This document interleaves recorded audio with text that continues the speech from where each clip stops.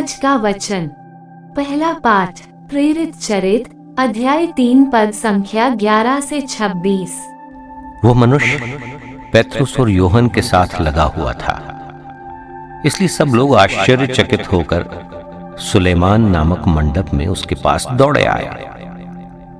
पेत्रुस ने यह देखकर उनसे कहा, इजराइली भाइयों, आप लोग इस पर आश्चर्य क्यों कर रहे हैं और हमारी ओर इस प्रकार क्यों ताक रहे हैं, मानो हमने अपने सामर्थ्य या सिद्धि से इस मनुष्य को चलने फिरने योग्य बना दिया है। इब्राहिम, इसहाक और याकूब के ईश्वर ने, हमारे पूर्वजों के ईश्वर ने अपने सेवक ईसा को महिमान्वित किया है। आप लोगों ने उन्हें पिलातुस के हवाले कर दिया, और जब पिलातुस उन्हें छोड़ देने का निर्णय कर चुका था तो आप लोगों ने उन्हें अस्वीकार किया। आप लोगों ने संत तथा धर्मात्मा को अस्वीकार कर हत्यारे की रिहाई की मांग की। जीवन के अधिपति को आप लोगों ने मार डाला, किंतु ईश्वर ने उन्हें मृतकों में से जिलाया। हम इस बात के साक्षी हैं। ईसा के नाम में विश्वास के कारण उसी नाम ने इस मनुष्य को, जिसे आप देखते और जानते हैं, बल प्रदान किया है। उसी विश्वास ने इसे आप सबके सामने पूर्ण रूप से स्वस्थ किया है। भाइयों, मैं जानता हूं कि आप लोग और आपके शासक भी ये नहीं जानते थे कि वे क्या कर रहे हैं।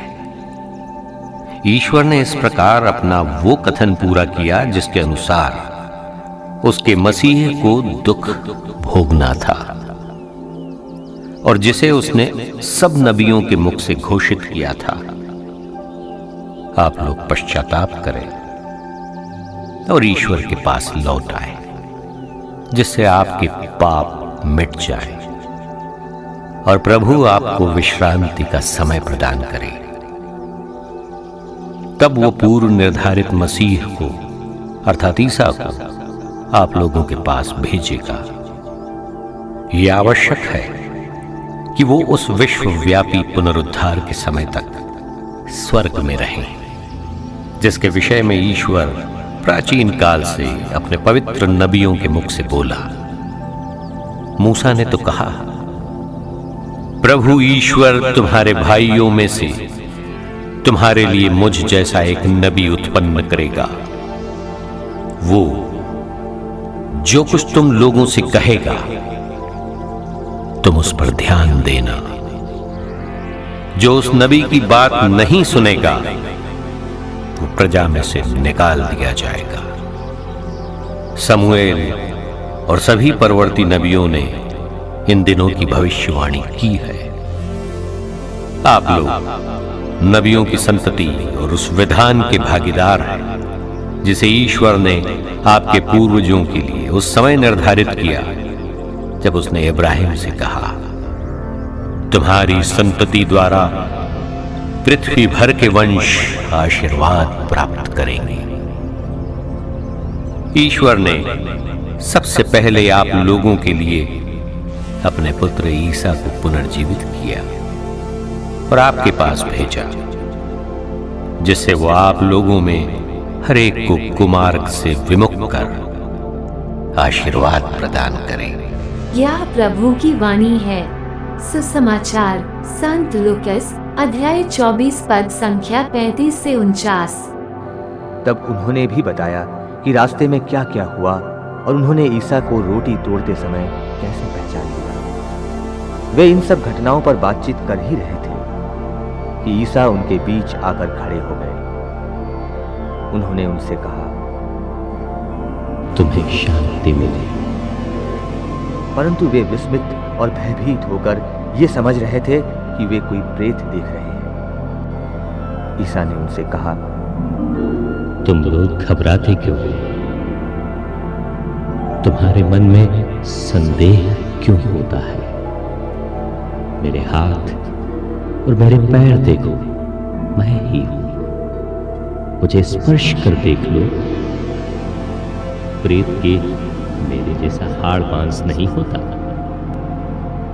उन्होंने ये कहकर उनको अपने हाथ और पैर दिखाए। जब इस पर भी शिष्यों को आनंद के मारे विश्वास नहीं हो रहा था और वे आश्चर्यचकित बने हुए थे, तो ईसा ने कहा, क्या यहाँ तुम्हारे पास खाने को कुछ है? उन्होंने ईसा को भुनी मछली का एक टुकड़ा दिया। उन्होंने उसे लिया और उनके सामने खाया। ईसा ने उनसे कहा, मैंने तुम्हारे साथ रहते समय तुम लोगों से कहा था कि जो कुछ मूसा की संहिता में और नबियों में तथा भजनों में मेरे विषय में लिखा है, सबका पूरा हो जाना आवश्यक है।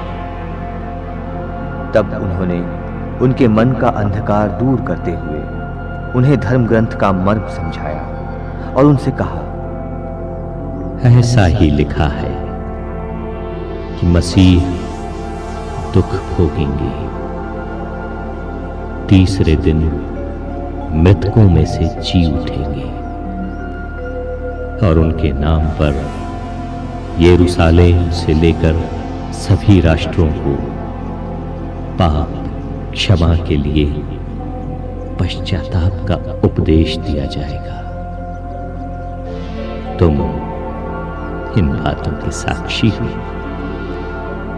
देखो, मेरे पिता ने जिस वरदान की प्रतिज्ञा की है उसे मैं तुम्हारे पास भेजूंगा। इसलिए तुम लोग शहर में तब तक बने रहो जब तक ऊपर की शक्ति से संपन्न न हो जाओ। यह प्रभु का पवित्र सुसमाचार है। आमीन। आज का चिंतन, हम सबों के जीवन में कठिनाइयाँ एक आम मुद्दा है। इसी कारण से हम बहुधा दूसरों के दुख से काफी प्रभावित होते हैं और इसीलिए हम भी यीशु के दुख भोग में सम्मिलित होते हैं। पर उनके पुनरुत्थान पर विश्वास करना असंभव सा लगता है। हमारी परिस्थिति भी सुसमाचार के शिष्यों के जैसे ही है। हमें भी पुनरुत्थान में विश्वास करना बहुत ही कठिन लगता है। हमें कुछ समय की अति आवश्यकता होती है ताकि हम उस प्रभु को पहचान सकें जो हमारे बीच उपस्थित होकर कह रहे हो, आपको शांति मिले। वे हमें पुनः उस आंतरिक शांति को प्रदान करते हैं जिसे पवित्र आत्मा ने हमें पहले ही प्रदान किया है। और जैसे ही हम उनकी इस शांति को प्राप्त करते हैं, वे हमें क्षमा और शांति का दूत बनाकर उनके सुसमाचार का प्रचार करने भेजते हैं। आमीन।